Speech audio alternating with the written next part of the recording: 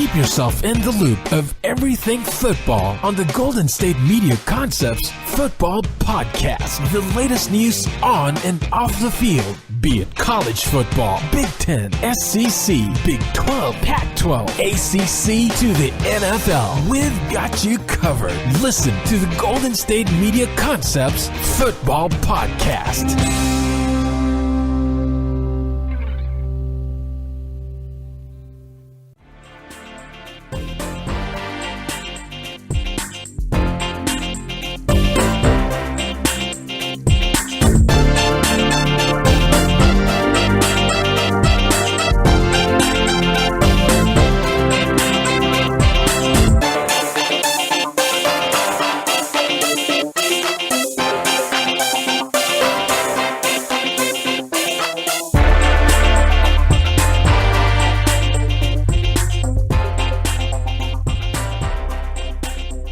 Hello, everybody, and welcome to the GSMC Football Podcast, brought to you by the GSMC Podcast Network. I'm your host, Jeff Malinoff, and boy, we got some interesting news for you today. We got the possible number 3 pick in the NFL draft being traded, but the question is, who would want that number 3 pick, and is it necessary to take the number 3 pick, or are people already setting in stone what they want at their certain position in the draft? Coming up in about a month, what is it, middle in April-ish, in Nashville, Tennessee. So, with that being said, we're also going to be talking about certain news regarding the Steelers drama, as that continues to be a pain in everyone's behind, and a potential game in China that the 49ers may be hosting, and what could that mean for the future of the NFL? So we'll talk about it as well. And anything else that needs to be discussed, we will discuss. But first things first, the Jets are very open to trading the number 3 pick in this year's draft. And most of those mock drafts have the Jets taking a Josh Allen out of Kentucky, not the quarterback, out of Wyoming. Is he in Wyoming? Yeah, he's in Wyoming. But the edge rusher from Kentucky, who is supposed to be a potential franchise player. So that's very interesting to say the least. And also, it's coming to the attention of that they are saying if any offers that are interested will come their way, we will definitely take a look at them. But the question is, what kind of offer are they thinking that is interesting to them? Like, is it this year's first, next year's first type of thing? Or is it more along the lines of just like, maybe not this year's first, but next year's first? If they don't get this year first, next year first, but this year's second, that also could be a possibility. It's very, okay, so that could work. Obviously, someone's going to have to give up some high draft picks, high round, first, second, maybe even possibly third round draft picks for that number 3 pick to get the Josh Allen or Quinnen Williams that they desire. But that is my prediction of who's going to be the that's going to be who is going to be the number 3 pick in the draft. It's between those two, definitely for me, and that's Quinnen Williams, and that is also Josh Allen. Either one is definitely a playmaker for a defense. And for the Jets, I mean, they could really use another defensive player. They got C.J. Mosley, and they added Le'Veon Bell. I mean, they could add a offensive lineman to really boost that line and give Jonah Williams. Well, Jonah Williams could be the one drafted, but could get Le'Veon Bell the line he needs to really break out this season. Obviously, they didn't break the bank for him like he wanted to. Hey-oh. Anyways, I'll be here all week. Yep. And that's true in this term and the joke-wise. Anyways, what were we talking? I lost track of my train of thought. Anyways, regarding just that number 3 pick, I'm interested to see what kind of offers people are willing to go. Because it seems to me that the Jets don't really, if they're very open, as they're quoted to have been, What are they not set on who they want for a draft pick? Are they doubting what they want for a draft pick? It just seems a bit, what's the word I'm looking for? It seems a bit suspicious to me that they're very open for another draft selection because of the fact that they might not know what they want in the draft. That honestly just might be the case in this scenario. And I really don't know how else to describe that. And, they broke the bank with C.J. Mosley. Not as much with Le'Veon Bell. They could have, honestly, I was expecting him to get what he wanted, but he got lowballed at the end of the day. He obviously, everyone says he was offered one at Pittsburgh, but of course that hostile environment, we'll discuss that, of course, later. And it just seems that there's so much going on with the Jets that they could be a potential, keyword potential, threat when it comes down to the AFC East and, of course, the almighty owners of the AFC East, Patriots. I mean, I really don't have an opinion yet on if they will be the team to knock off the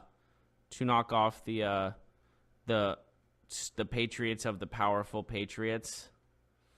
Patriots, oh powerful Patriots, what art thou? But I think it's becoming more along lines of how, if the Jets do continue with that number 3 pick, or let's say they get a first for next year. So they'll have 2 firsts for next year, but they don't have a first this year, but they will keep their second and take that other team's second. So I'm just theorizing here. This year's second from a team and next year's first from a team, and let's add next year's 6th and add this year's 7th. So 4 picks. Can they boost into a playoff caliber team with those 4 picks? Definitely with the high picks, but also you can't rest easy on those low picks as well, those low late round picks, because of the fact that how many Hall of Famers have come that undrafted even. So it's just one of those things you're looking at and going, what are the Jets looking for? What are they thinking about offers-wise? And if they don't get what they want in a offer-wise for a trade, who are they going to pick in the draft? Because, like I said, this is a defensive-heavy class right here. The most talented defensive players in, and you don't really see this many these elite defensive players like this. So, obviously, it's going to be a very difficult decision. Maybe they're so stuck on the Josh Allen, Quinnen Williams decision. Maybe even Sean Gary's in that conversation. Maybe, like I said, Jonah Williams, the offensive tackle from Alabama. But who knows what else is going to be the case in this situation. But, we'll see. Every mock draft I see is Josh Allen. But, honestly, I'm not letting go of Quinnen Williams because he's just that good. So, it's tough. Definitely tough to go on, like, who's really going to stand out to them in the draft, if anyone actually has stand out to them in the draft yet, because it seems to me that we really don't know who they're going to pick, because they wouldn't be, quote, very open for it, if that was the case. That's just all I'm saying. There's a lot of theories for me, is all I'm saying. And I don't know, it just, how it goes like this. Obviously, the Jets got Le'Veon Bell. They got C.J. Mosley. They got 2 blue chippers on both offensive and defensive sides of the ball. They're looking good. They have a rookie quarterback who's only getting started. They have a solid team that can get better and better. That's all that matters, basically. And it may take a year or 3 or 4 to have these guys mature, not mature personality-wise, just mature on the field, marinate on the field-wise, if that makes sense, and get better through that way. Because if that's the case, then this team could be a serious threat waiting for Tom Brady to go bye-bye. And, that also could be the case.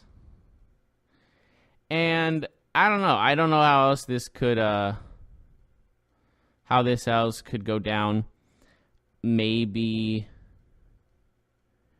I don't know. It just seems to me that there's a lot more options for the Jets to make in this draft than most teams do, because obviously the first pick or the third pick in the draft is always a crucial pick to have.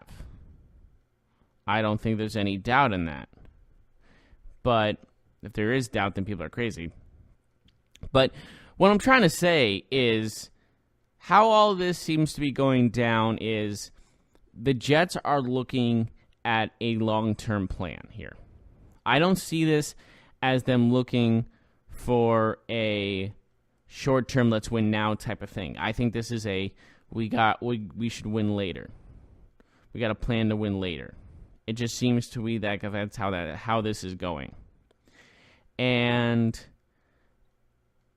that's smart on their part, because with you-know-who in the New England area, we have a how do I explain this? They have a scenario where they're not probably going to win because of the fact they're playing in a dominated division. And they're probably not as good as the Patriots yet. There's still probably a couple, like I said, a couple key players away. And that's just the bottom line there. I think that you got to be patient if you're the Jets. And trading your first-round pick this year is probably a smart decision, thinking in the long-term plan. And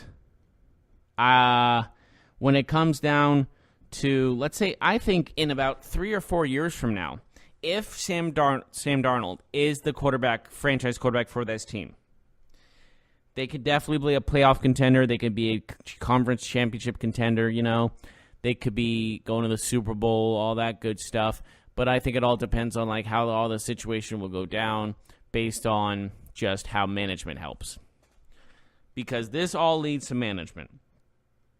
That's how I think about it as. I see this as a serious management. If they don't do well in the next couple of years, if they struggle, the Jets do, they don't have a winning season or anything like that, I'm blaming this on the management. Because they've given opportunities after opportunities to make these high-profile picks and not be able to close on any of them. So that's a serious problem, in my opinion, when it comes down to it. But we're going to take a short break here. When we come back, I like to talk about the Steelers drama, because who doesn't love that drama? I mean, it's excellent. Of all the things that are breaking down, I think the Steelers era of this playoff, they're not making the playoffs next year, I don't believe. I think this is going to be a long road of recovery for them, definitely. So we'll definitely talk about all that, and Mike Tomlin's responses to the certain drama, as well as Antonio Brown. And we'll get right on that when we return. But also we will talk about Big Ben's potential the contract extension that they're talking about with the Steelers as well. And does that mean failure for the future of the Steelers? We'll be right back right after this.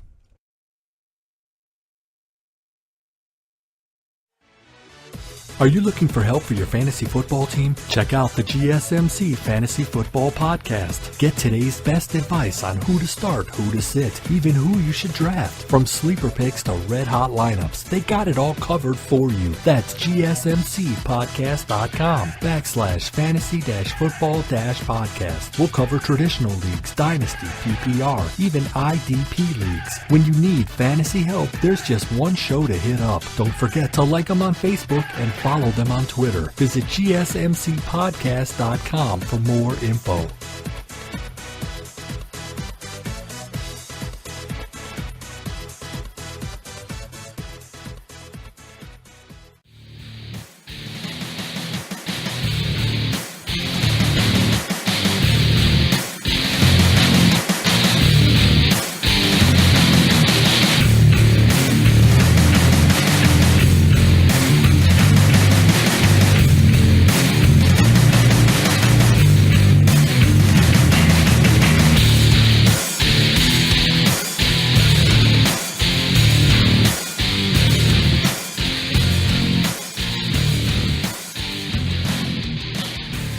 Welcome back to the drama known as the Steelers. I mean the football podcast of GSMC.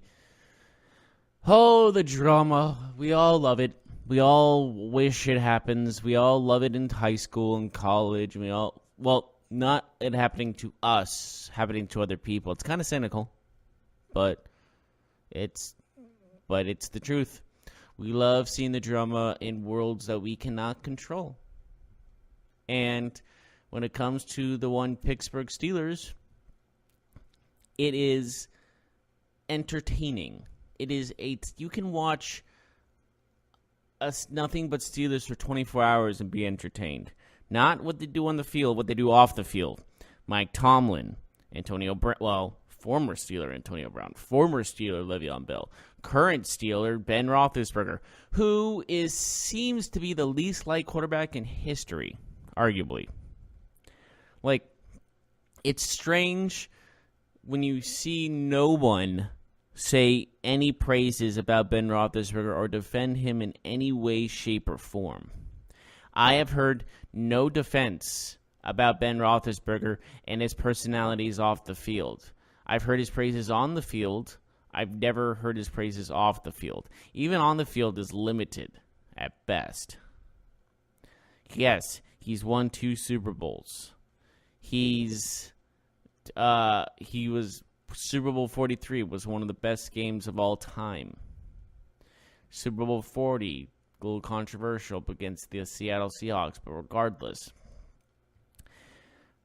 Ben Roethlisberger has the accolades, but he doesn't have the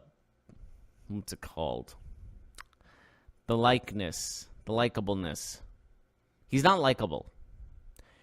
When I remember him saying, I think it was a year or two ago, that he earned the right to criticize players on interviews and media and all that other thing. That's the moment where I was like, this guy is full of hot gas. No one has the right to criticize anybody to the media. You can criticize them to their face. As a leader, as a quarterback, you could say, hey, you need to work on this. Hey, I'm here to get better. You're here to get better. Let's get better together. I'm gonna critique you. That's one thing. But to talk behind the players' back and criticize them on a media scale, on a social scale, is crossing a line, in my opinion. And the fact is, both Ben Roethlisberger and the Steelers are nearing a contract extension. Now, it is unknown how long this contract extension will be. It could be 1, 2, 3 years. And I think that is a death sentence when it comes to the Pittsburgh Steelers. I think they need to just wait till his contract ends and move on, which I'm pretty sure it ends next year. And why on earth would you want this guy that literally some people say is the reason the Antonio Brown and Le'Veon Bell both left? It is actually absurd.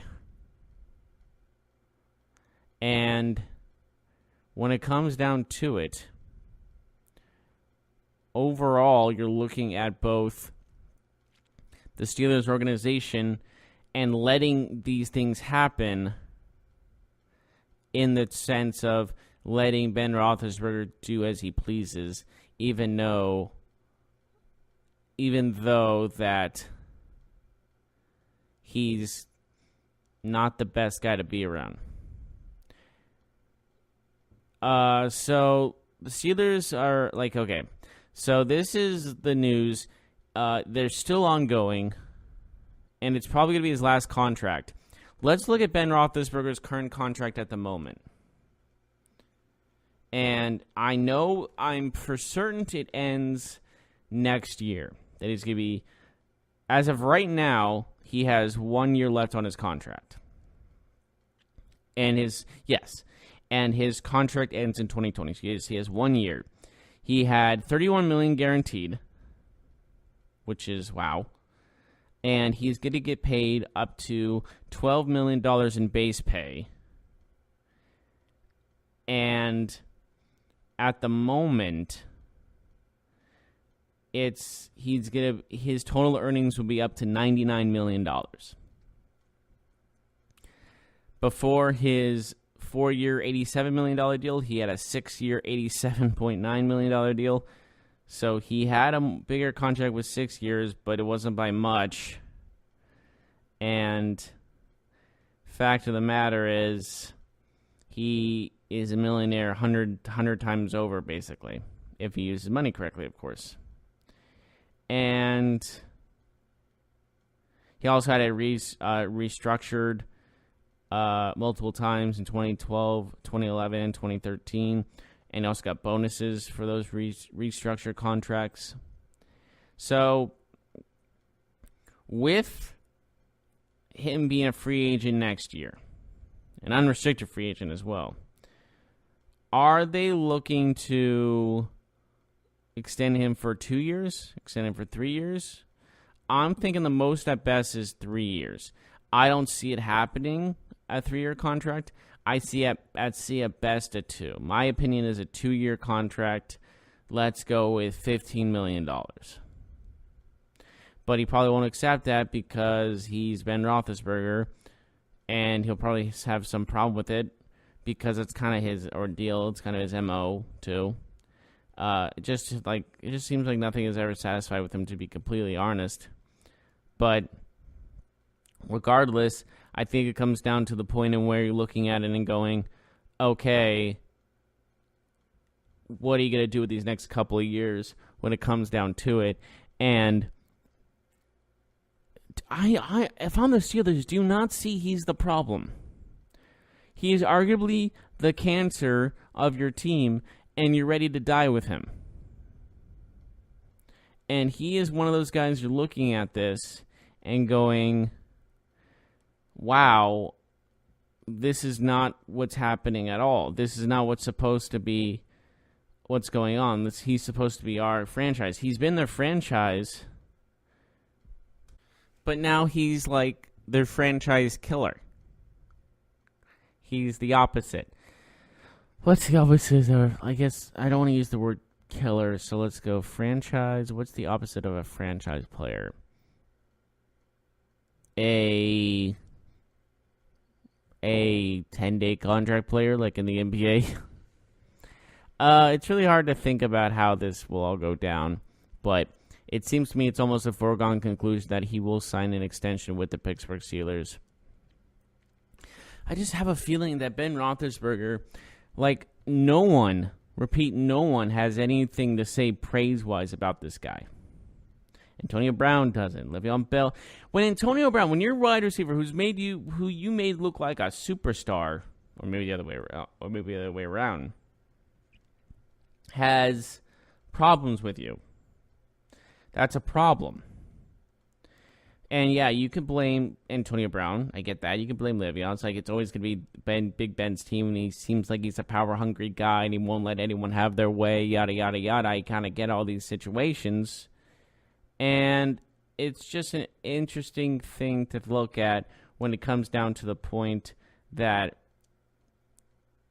it's almost a detriment to the team when you're being this much of a pain, if you will. And the question remains, with Ben Roethlisberger under center and not grooming someone new for the future, are you in denial that you need help? Are you in denial that you need a rebuild mode? I know what Mark Sousa said in the past, where he was saying that they don't rebuild, and they don't. But I think they're being stubborn to the point where they can't admit they actually need to. They need to, and I stand by what I say. They need to start in a rebuild period. The Browns are the new face of the AFC North. or it's going to be a battle between the Ravens and the Browns, with the Bengals and Steelers being at the bottom. Maybe not just of the division, but maybe the entire AFC in general. And I say to that, why keep a 40-year-old quarterback? The Patriots are keeping one because, one, he's actually winning games and just won another Super Bowl and been to 3 straight. So he's actually doing stuff productive, and you just missed the playoffs. So what does that tell you? I think it tells you that you need to find another quarterback. I honestly would recommend that the Pittsburgh Steelers draft a quarterback in the first round. I think they should go after the Daniel Jones. I think they should go after one of those guys to think about for their future, or Drew Lock, or just somebody, just somebody think about for their future. Maybe not in the first round, maybe the second round, or something. I think they just need to think about moving forward and moving into a rebuild mode. And with, of course, thank you 1 hour ago, ESPN Instagram, as Juju Smith-Schuster and James Conner are both praising Ben Roethlisberger. Well, they've only been in the league for a year, less than, roughly. And I guess I think Antonio Brown, and among others, and Le'Veon Bell among others, would know more about him, Ben Roethlisberger that is, than they do. I think that's an honest assumption when it comes down to it. And I really am curious to see how else this all goes down. And if maybe Juju and James Conner, both great players, by the way, will end up in a situation where they're basically Antonio Brown and Le'Veon Bell, where they're thinking they can't be a factor, they can't be the guy because they have a guy smothering them, if you will. And it just seems like there's a lot of questions regarding Big Ben Roethlisberger's character and just questioning his ability. Because, I mean, let's face it, the guy's getting old. There's been a problem when it comes down to his leadership skills. And I think that's just leading to a problem. But overall, if I had to guess the Steelers' record this next season, I'm going with 3-13. Okay. Maybe not that. Maybe we'll go somewhere. We'll go a little higher. Let's go. 5-11.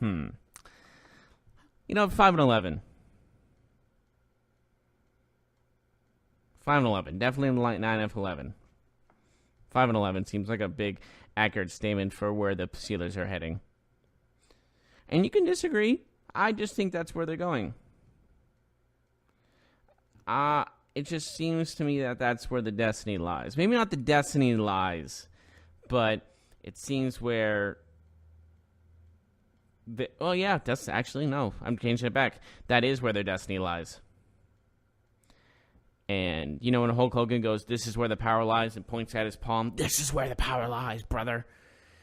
Well, this is where the mediocrity, or this is where the delusion, this is where the leadership is not, brother, and that's Ben Roethlisberger's hands. So, yes, when this comes down to it, when we go down to this road of failure for the Steelers, which is going to happen, and if I'm wrong, you can call me out on it. I'm not afraid to say I was wrong. But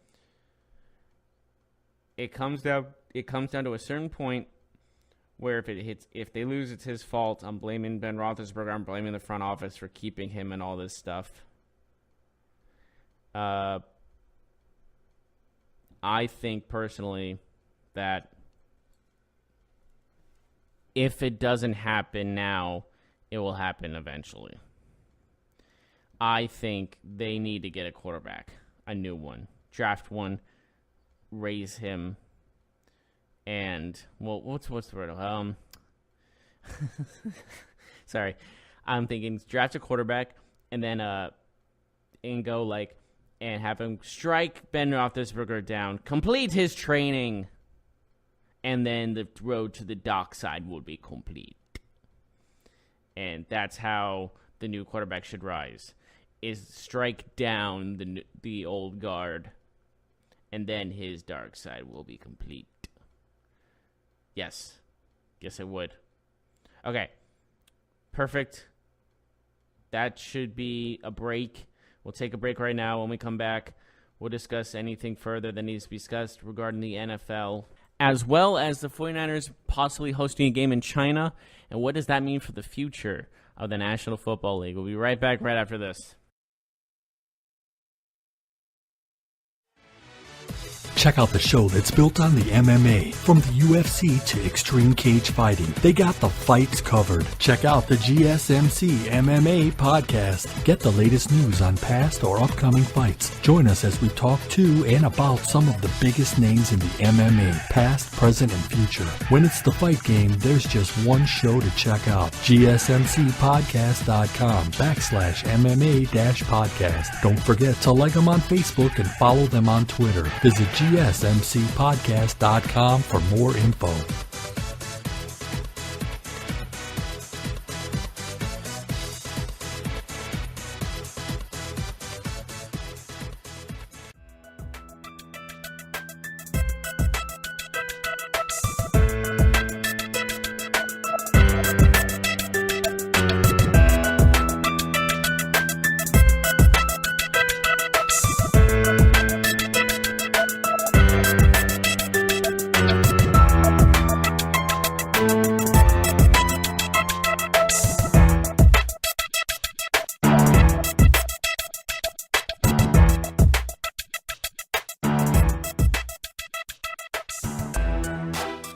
Welcome back, everyone, to the GSMC Football Podcast.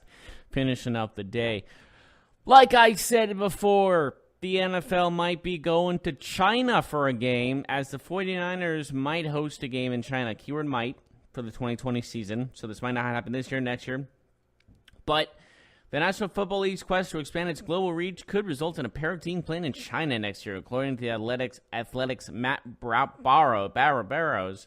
NFL owners are expected to discuss the possibility of playing a regular season game in China, a regular season, not a preseason, regular season game in China in 2020, with Beijing and Shanghai being both considered as the host city. The San Francisco 49ers would tentatively be designated a home team, with the Los Angeles Rams a possibility as the away team, after having previously shown interest in the concept. And John Lynch said prior Monday, per Barrows, as a football guy, you're usually pretty protective. Like, hey, let's make sure this is good for our team. I think one thing we feel comfortable with is that CEO Jed York and team president Al Guido always keep that in mind. So we're not going to do that. We're not going to do anything that's going to put us at a disadvantage. But if we can grow the game and also have a cool experience, we'll make it work. They would lose a home game at Levi's under these circumstances, as the Rams are unlikely to lose that type of thing because they'll have their new stadium by 2020, and that's just not a smart idea in the long run. But if this does work, if they do go to China, as they've already been in New Mexico, that's not very far, but granted, and they've already been to... they've already been to London. They've had a game in London. And they go to China. Does this mean we're getting closer and closer to maybe the inevitable expansion for the NFL in Europe? I'm only saying Europe for now because let's back up a sec. But I think the first things first, when it comes to expansion outside the United States, obviously it's something that has been talked about and rumored for many, many years. And there was at one point a prediction of 1.8 prediction of having a whole entire league or division, based in Europe. And with that being said, they tried the NFL Europe League, but that is just a small league with minor league players type of thing, so it wasn't ever going to really be successful. But if we had multiple teams, if they did ever do the Europe expansion, and they had professional owners and all that other kind of thing, then it could work. It could 100% work. And overall, I would say, I think it will happen, but not for a long, long time. Because first things first, you need to have four or five teams there, 4 or 5 expansion drafts, 4 or 5 different stadiums built, and it's just an expensive, multi-billion-dollar, maybe the most expensive kind of thing we could have. And with that being said, how I see this all going down is we are going to have international teams, but it's not going to start in Europe. It's obviously we have to start this in Canada and possibly Mexico and go from there. I think the first city that should get a team is Toronto. I think it's a big enough city, a big enough market to make it work in the NFL. And then possibly Mexico City. I think that would be a good fan base to work with.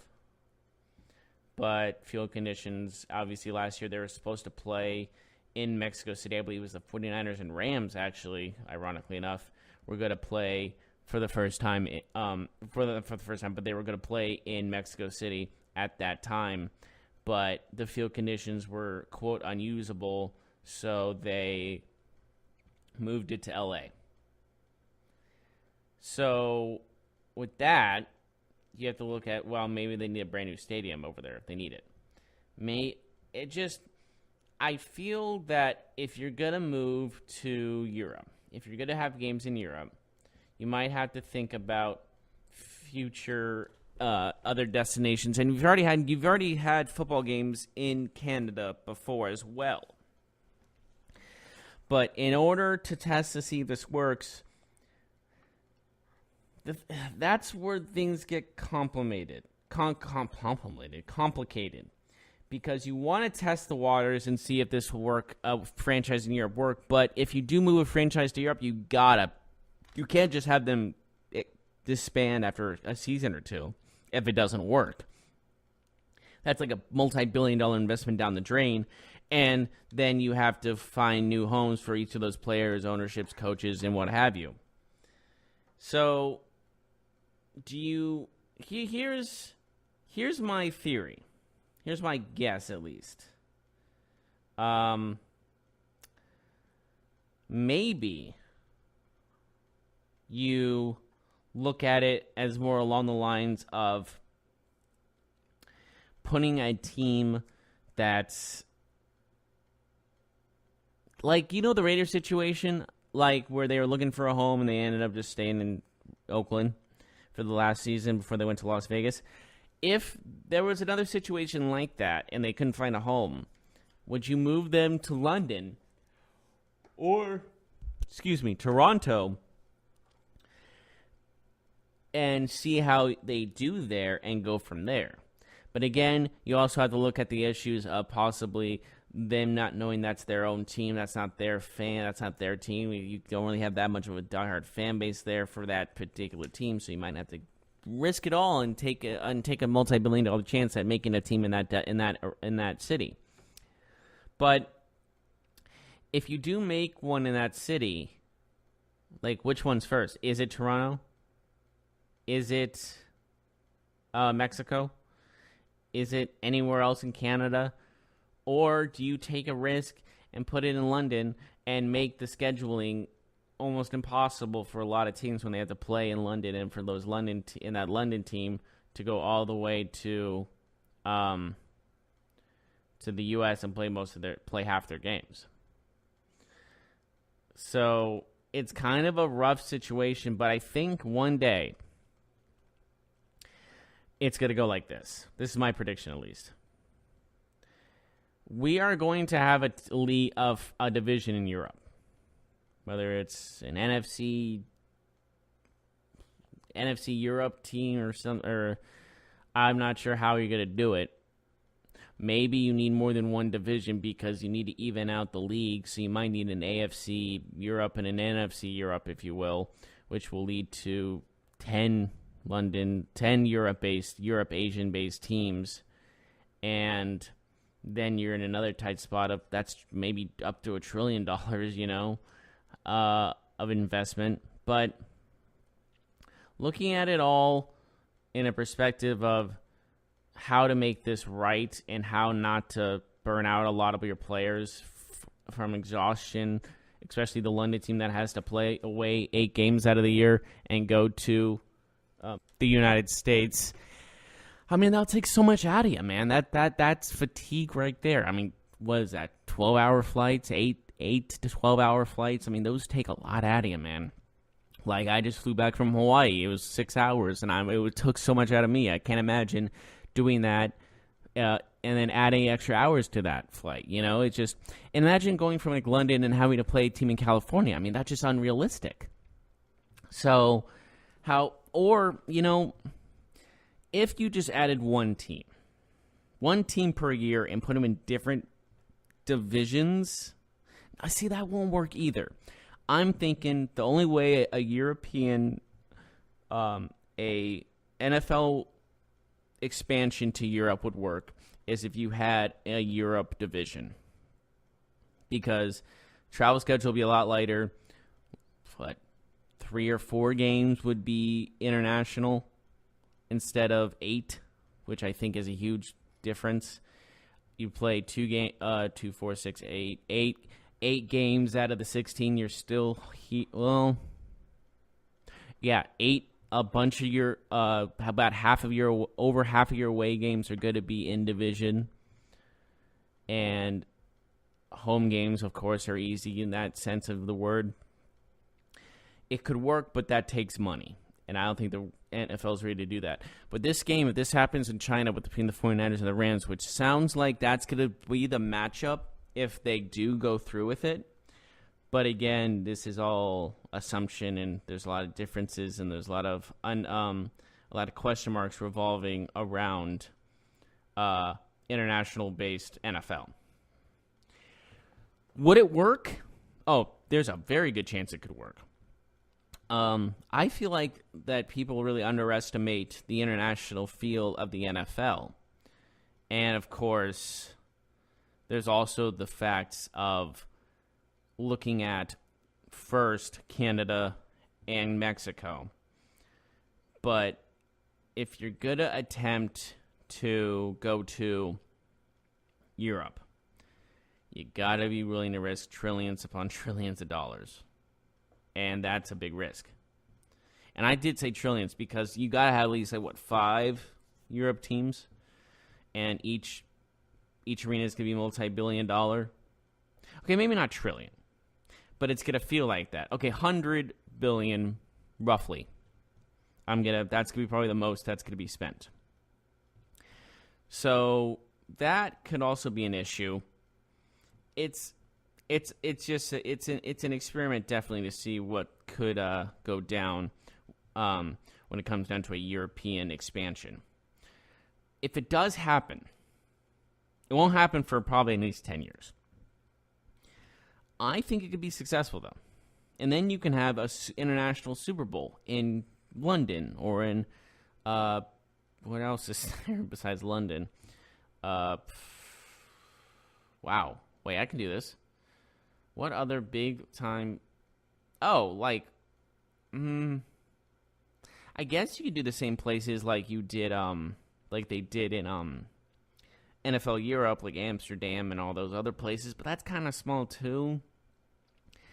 There's a lot to think about, and we'll see how everything goes. But that's our show today. Thank you so much for joining us, and as always, I'm Jeff Melanoff, and I'll see you next time. Have a good day, everybody.